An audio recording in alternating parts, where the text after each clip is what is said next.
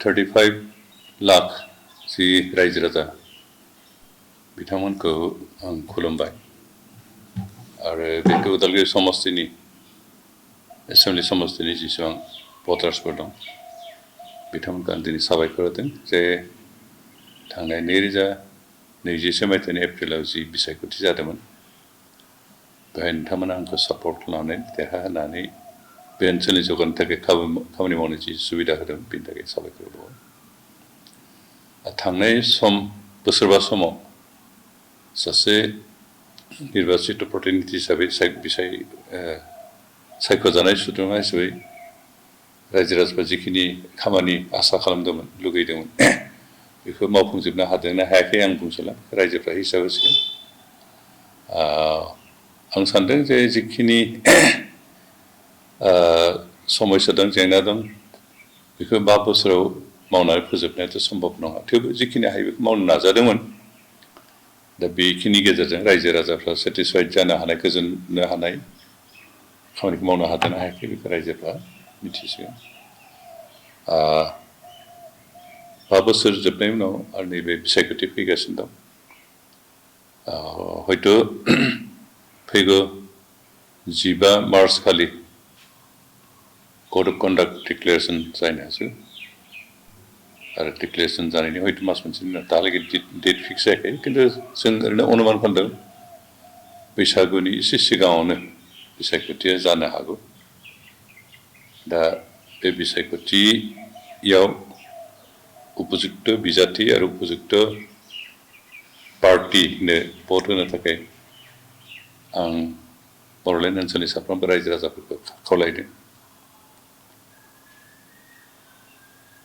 जोंहा बड'लेण्ड ओनसोलाव गोबां जेंना दं।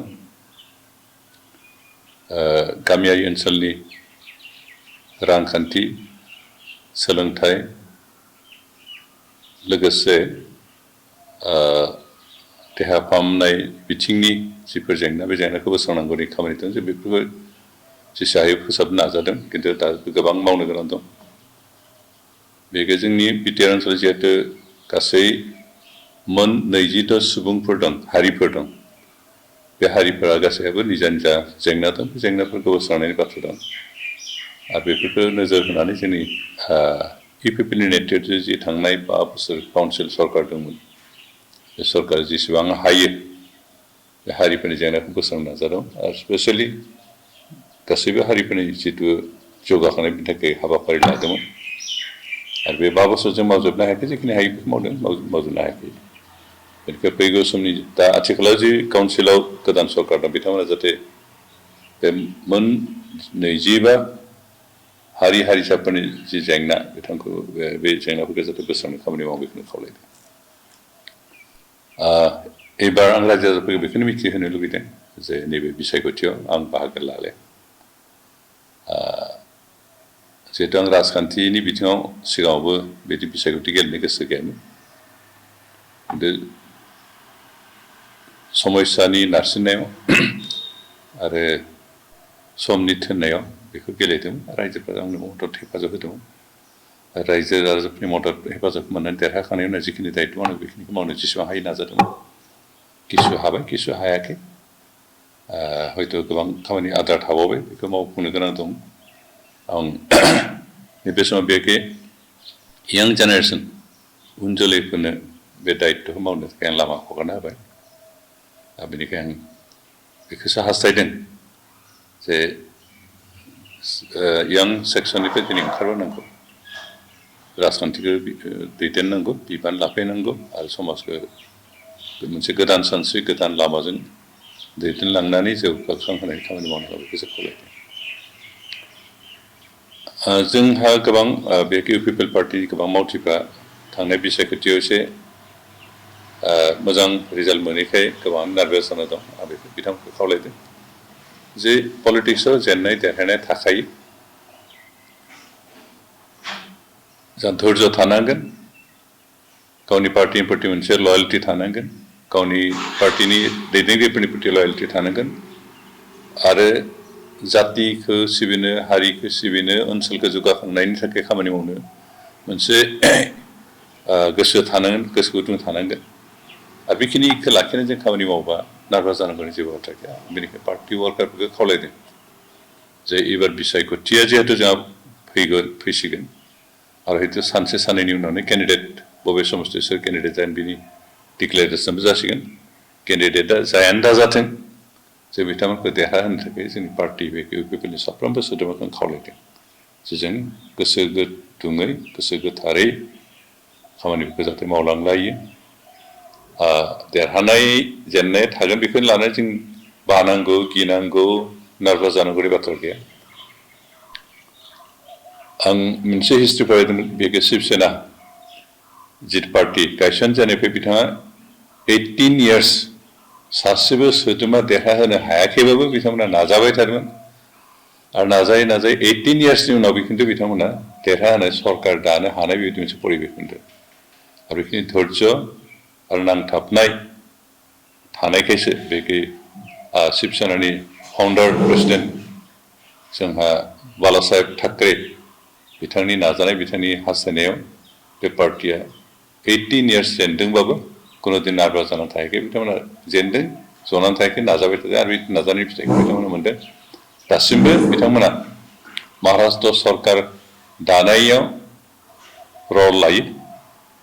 आरो दिनै जों इउपिपिएलआबो बेखौनो खालामगोन जिहेतु बिजेपि आरो कंग्रेस बिथांमोना नेशनेल पार्टी आरो बे नेशनेल पार्टीफ्रा जोंबायदि फिसा फिसा जातिफोरनि जौगानायनि बाथ्राखौ बारा नोजोर होआ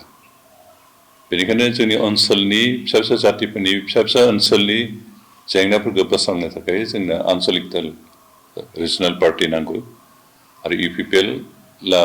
बिटिसि ओनसोलनि बा बिटिआर ओनसोलनि मोनसे रिजनाल पार्टी आरो बे रिजनाल पार्टीनि एक्जिस्टेन्स थांनानै थानायनि गोनांथि दं दिनै बिपिएफ दं जोंहा बे इउपिपिएल दं बे मोननैबो रिजनाल पार्टीया गोख्रों जानांगोन आरो अब्लासो जोंनि ओनसोलनि बे फिसा फिसा जाति फिसा फिसा ओनसोलनि बेकवार्ड जातिनि बेकवार्ड ओनसोलनि जेंनाफोरखौ जों बोस्रांनो हागोन बेनिखायनो लाखिनांगोन जों गोजोननाय मोनदों बेखि इउपिपिएलआ 2015 मायथाइयाव जोनोम मोनदोंब्लाबो खोब खम समनि गेजेरावनो जों काउन्सिल सरकार दानो हादों आरो स्टेट गभर्नमेन्टजोंबो आसामावबो जों सरकारनि अंखिदार हिसाबै दाबो सेन्ट्रेल गभर्नमेन्टआ जों अंखिदार हिसाबै एनडिएनि पार्ट हिसाबै दंबाय थायो एबार बिसायख'थियाव खिन्थु जों रावजोंबो दासिमहालागै एलाइन जायाखै एलाइन जागोन जाया बे आरो साननै सानथामसोनि उनाव जों बेखौ खाथां जानो हागोन खिन्थु आथिखालाव जों दासिमहालागै हारसिंनो गेलेनायनि बाथ्राखौनो डिसिसन लानानै दं आरो बिटिसिनि 15 कन्स्टिटुयेन्सियाव जों 15 केन्डिडेट होगोन बेनिखायनो जों पार्टी वर्कारफ्रा गाव गावनि केन्डिडेटनि थाखाय खामानि मावनांगौ बेखौसो खावलायदों जोंहा बिटिसि ओनसोलनि जि 15 बियाब दं बे 15 बियाबाव जों पार्टी होगोन सोरबा बिपिएफआ मा पार्टी होयो बिजेपिआ मा पार्टी होयो बेजों जोंहा लोब्बा गैया जिहेतु जों मोनसे इन्डिपेन्डेन्ट पार्टी रेजिस्टार्ड पार्टी